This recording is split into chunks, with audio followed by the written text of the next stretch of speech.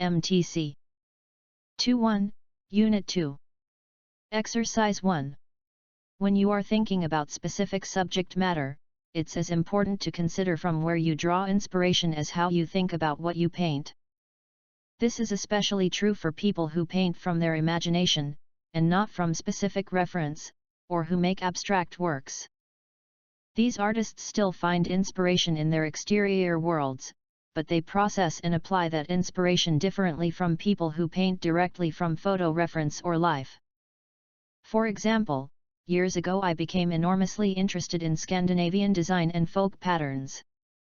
I had, at the time, never set foot in Scandinavia, so most of my inspiration was gathered from books or perusing the internet.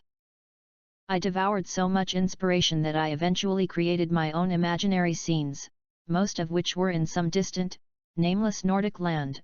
I drew from the inspiration, but I created my own patterns and landscapes. Abstract or non-objective artists also process inspiration differently. What inspires their work is often the same stuff that inspires representational artists' landscapes, feelings, or colors. But the way they render their subject matter is not literal. MTC. Good job. Let's start. MTC 2.1, Unit 2. Exercise 2. Getting ready every day can be a drag. Brushing your teeth, combing your hair, and that whole annoying business of showering, it's impossible to multitask while doing that stuff, right? Nope. 108, nope. Aside from wanting to look, and smell, your best, the time you spend getting ready is prime time to be aware of everything you're doing. If you usually zone out while brushing your pearly whites in the morning, instead try thinking of all the ways you're helping yourself by having a sparkling smile, the least of which will mean fewer trips to the dentist. The goal here is simply focusing on the task at hand. Instead of whipping your comb through your hair in the morning like a madman, just focus on the act of brushing, not thinking of the 10 other things you have to do to get ready this morning. What's the rush? Okay, well, you need to make sure you don't miss the bus. But beyond that, there's a lot of merit in diligence and focusing on personal hygiene. MTC. Good job. Let's start. MTC 2.1, Unit 2. Exercise 3. Some of us don't know what we're missing. We don't have access to our emotions, and we can't imagine what they feel like or what good could come of them. The difference between acknowledging our emotions and cutting off our ability to experience them can be as big as the difference between what a child at 4 knows and what a child at 17 understands, or the difference between dating and falling in love. 417. We can't know until we get there. Think of 2 turtles, one from a pond and one from an ocean, sharing stories. The pond turtle cannot comprehend the magnificence of the ocean because his pond environment is limited. The ocean turtle invites the pond turtle to go with him to the ocean because he knows that the pond turtle will only truly understand by seeing for himself. MTC. Good job. Let's start. MTC 2.1, Unit 2. Exercise 4. The conventional view of the proper relationship of the government to the media, as it developed in the United States, is well known to us all. The free press is generated by private citizens independent of government censorship and control. By logical deduction, this means that media and communication are, in effect, a function to be provided by profit-seeking businesses competing in the marketplace. The First Amendment to the U.S. Constitution guarantees this freedom, and as long as the government keeps its hands off the media, a society's flow of information and ideas will be safe. 1. Without government intervention, a healthy media system will invariably rise from the rich soil of political freedom.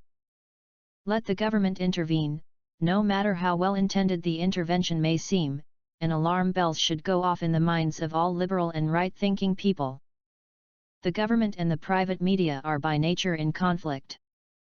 To paraphrase the immortal words of Thomas Jefferson, if a society could have either media or government but not both, the sane choice for free people is media. MTC. Good job.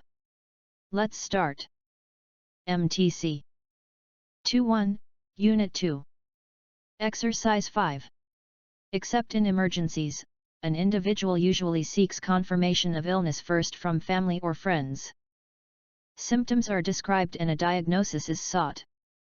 A knowledgeable relative is often the most trusted person in determining whether a condition is cause for concern and whether further care should be pursued.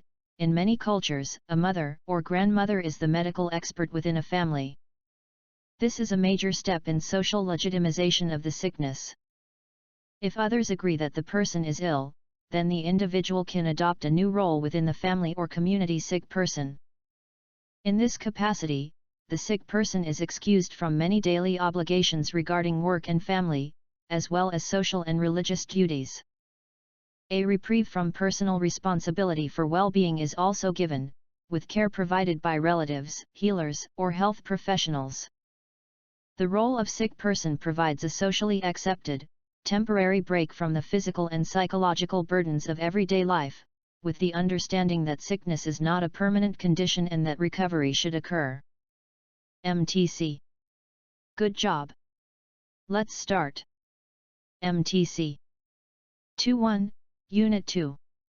Exercise 6. If it is during the regular season in any sport like baseball, basketball, or hockey, and the game starts at 7 p.m. or 7:30 p.m. on the West Coast, 10 p.m. or 10:30 p.m. start time in the East, how many fans are going to stay up until after 1 a.m. on the East Coast? 7730, 101030, 1. Not many. So the result is an East Coast bias that definitely exists, because they miss many of the games that happen on the West Coast and don't get to know these teams as well. Sure, they get all the information the next morning, but not seeing the games live as they do on the East Coast can hinder their view of the Western teams. This is why those in the East think that, more often than not, the East Coast has better teams than the West Coast. This makes sense and is a logical argument, but is it fair? Not always, but what can they do besides recording every game and watching it in the days or weeks to come, which I'm sure rarely happens. The East Coast bias will always exist, through no one's fault. Time is of the essence and you play the cards you're dealt by choosing where you live. MTC. Good job. Let's start. MTC 2.1, Unit 2. Exercise 7. Each of us can see a different image of a chair, and, depending on this image, we can create an opinion of the chair which may be different from the opinion of this chair held by the person who is sitting on it. However, the fact that none of us has a complete vision of the chair is not a reason to think that there is no chair. There is an ontological truth of the chair that is the chair itself, regardless of how we see it or even whether it is seen or not by somebody. If there were no truth, there would be no reality. The most curious thing is that Einstein never said that everything is relative. On the contrary, what he said was that the speed of light is an absolute constant. Relativity is a property of perception, of appearance, but it does not affect the essence of what is observed, although, as Schrödinger said, on observing it, we modify it, which does not deny its existence, but rather confirms its existence. Schrödinger. We also alter tools when we use them and they are not less real due to this. If they were not modified, we would not have to sharpen scissors or pencils. MTC. Good job. Let's start. MTC 2.1, Unit 2. Exercise 8. Law has little autonomy. Law's distinctively legal doctrines, principles, and procedures have little independent importance. Legal traditions do not by themselves account for much of the current content of law. Law is constantly changing because society changes. When law seems to stand still, it does so not because of the force of precedent, inertia, or lag, but because powerful background forces have stalemated and current interests are pushing back against pressures for change. Likewise, the forms of law, for example, whether it uses rules or standards, strict or loose interpretations of texts and legal instruments are usually functions of background demands on legal systems. Change internal to the legal system cannot in itself bring about large social consequences. Law cannot consistently or for long periods remain out of sync with the interests of the powerful in society. The historian or social scientists looking for explanations of legal change will most likely find them in the study of social interests, forces, and demands, not in the doctrines, principles, or internal structures of the legal system. Similarly, legal change is most likely to be effective when it is supported by powerful interests. MTC. Good job. Let's start. MTC 2.1, Unit 2. Exercise 9. It is worth remembering that the idea of classical music widely accepted today did not exist until about 300 years ago. 300. Performing music in concert halls to a paying audience, as something inherently pleasurable and significant, was pretty much unheard of until the 18th century and not widely established until the 19th. 1819. The concert hall, the audience, and the idea of masterpieces of classical music were all effectively invented during the course of the 18th century in London, Paris, Vienna, Berlin, and other European cities. 18. Much of the music that is now performed in public concerts was not composed for that purpose.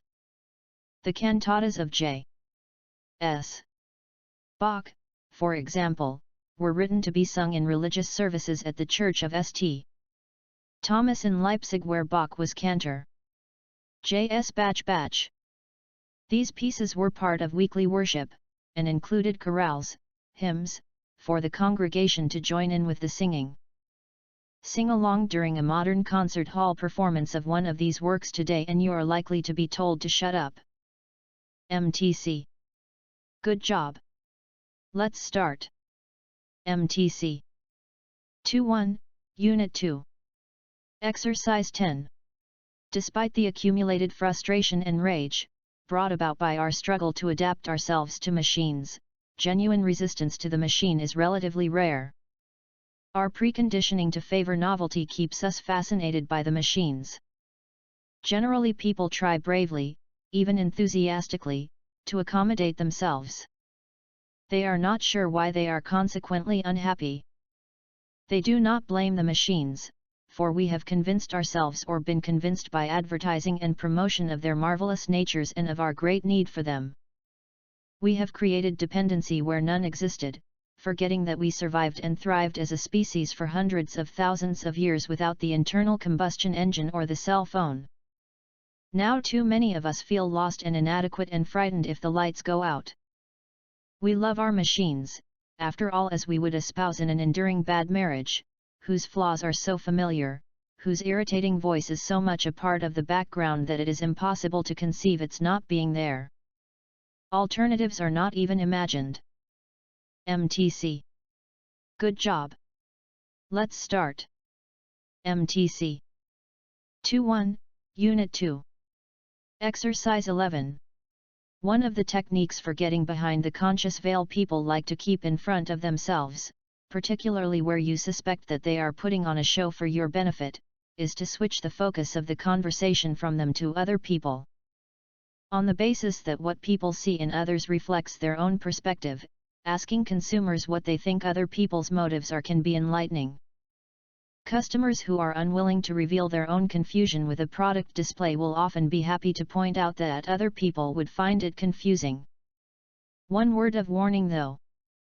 It's important to distinguish those responses that are the result of you having asked the respondent to represent the views of others from when they voluntarily do so. The latter can be a form of social politeness, for example when they think something is hopeless but they try to soften the blow by suggesting that someone else, who isn't present, would think it was terrific. MTC. Good job. Let's start. MTC 2.1, Unit 2. Exercise 12. In a culture where screens replace craft, the philosopher-mechanic Matthew Crawford argues, people lose the outlet for self-worth established through unambiguous demonstrations of skill. Matthew Crawford. One way to understand the exploding popularity of social media platforms in recent years is that they offer a substitute source of aggrandizement. In the absence of a well-built woodbench or applause at a musical performance to point toward, you can instead post a photo of your latest visit to a hip restaurant, hoping for likes, or desperately check for retweets of a clever quip.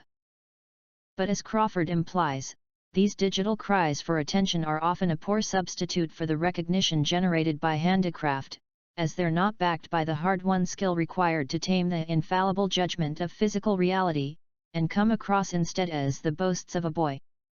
Crawford. Craft allows an escape from this shallowness and provides instead a deeper source of pride. MTC.